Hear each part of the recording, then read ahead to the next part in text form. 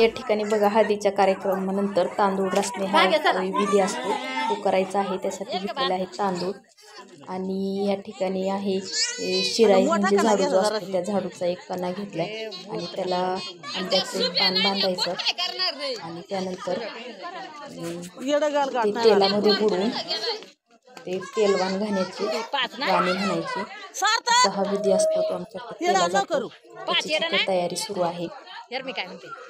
चला तर बघूया कसा असतो हा तेलवान घाणा।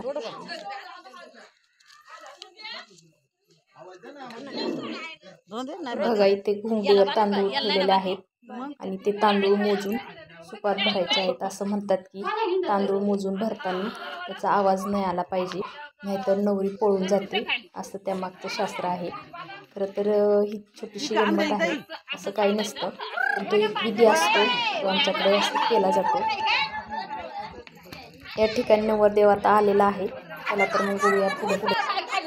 आंब्याच्या पानात थोडंसं तेल घेतलेलं आहे आणि त्या तेलामध्ये बुडवून ते पान बुडवलेलं आहे आणि आता त्या तांदळामध्ये ते पान धरायचं आणि गाणं म्हणायचं।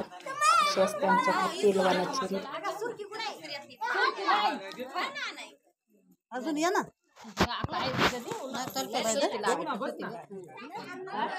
अगं ये नाही का नावाची मोठी लाज काय गायला बुडावलाय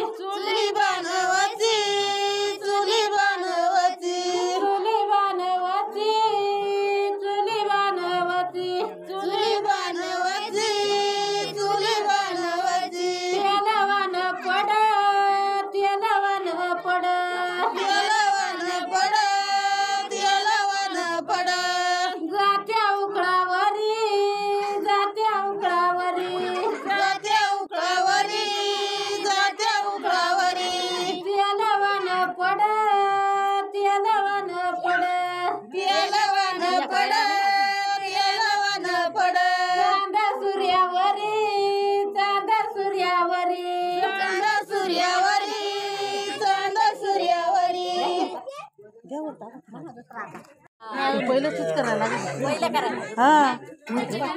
आता कोणी करतो आता कोणी करायचं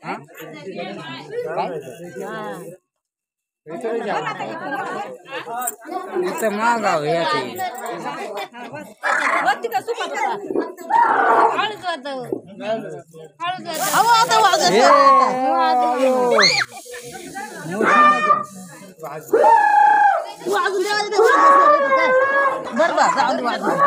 तुम्ही का पळणार रे पळून पळून येईल जायला बुडणार ना येईल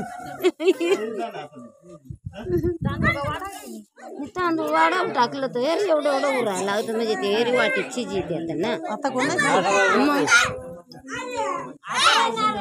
नाही बोले थोडं पहिला चौक भरायचे